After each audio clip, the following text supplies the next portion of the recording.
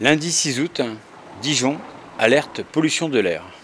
Il est 12h45, il fait 27 degrés, nous sommes à l'angle de la rue Bossuet et de la rue de la Liberté. Quand j'arrive, le fourgon tourne déjà. Le moteur doit être très chaud car le ventilo n'arrête pas de se mettre en route. La scène filmée dure à peu près 20 minutes. 20 minutes pendant lesquelles le moteur va tourner au ralenti en crachant ses gaz d'échappement à 2 pas de la boulangerie. A noter que la fenêtre du passager est à moitié ouverte, celle du conducteur aussi, probablement pour mieux prendre l'air. Si l'on compare le volume de gaz d'échappement émis par un véhicule de type berlingot qui produit 1 m3 de gaz d'échappement en 2 minutes 54 et d'un camion, soit 2 m3 50 en 8 minutes, on imagine approximativement le volume de gaz d'échappement produit par ce véhicule pendant plus de 20 minutes de ralenti.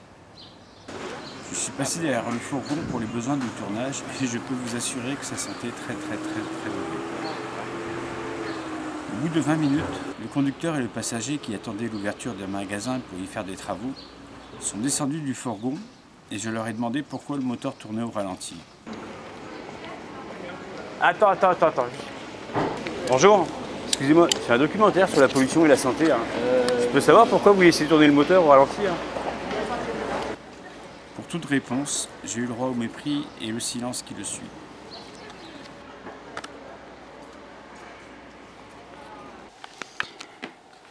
Lui, ça fait plus de 8 mois qu'il est là, quasiment tous les soirs, à attendre pendant une demi-heure, 1 heure, avec le moteur qui tourne au ralenti.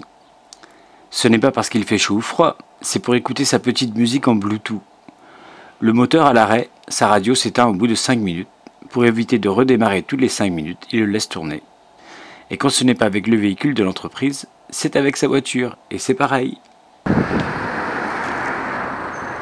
Vendredi dernier, j'ai rencontré Catherine Hervieux, vice-présidente de Dijon Métropole, déléguée à l'environnement, air et bruit, et je lui ai proposé de signer la charte Stop au ralenti. D'une part parce qu'il est essentiel de mettre en lumière cette pollution ignorée, banalisée, polluante et inutile. D'autre part parce que des solutions simples, peu onéreuses existent, comme l'application de l'article R318.1 du Code de la route, qui stipule que les véhicules à moteur ne doivent pas émettre de fumée, de gaz toxiques, corrosifs ou odorants, dans des conditions susceptibles d'incommoder la population ou de compromettre la santé et la sécurité publique. Il existe aussi des outils de communication que nous avons créés et que nous mettons gracieusement à la disposition des municipalités, affiches, flyers, signalétiques, films didactiques, animations.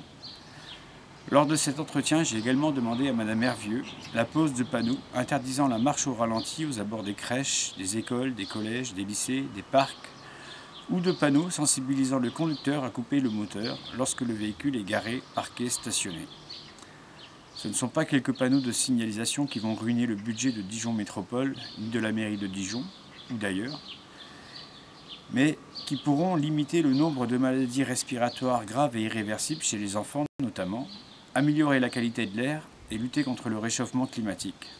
Cette charte, Stop au ralenti, a été proposée à François Barouin, président des maires de France, qui n'a pas souhaité nous répondre, ainsi qu'à la mairie de Paris, qui ne nous a pas répondu non plus. Nous n'avons aucune réponse non plus des ministères concernés, et ce depuis des années, malgré nos saisines administratives et nos autres courriers recommandés. Si vous souhaitez soutenir notre campagne de sensibilisation et d'action contre cette pollution inutile et mortelle, vous pouvez le faire en nous adressant un chèque à Rire sans frontières, 29 rue du Gymnase, 21 000 Dijon. Comme Rire sans frontières est reconnu d'intérêt général, nous pourrons vous délivrer un reçu fiscal qui vous permettra de déduire 66% de votre don sur l'impôt sur le revenu.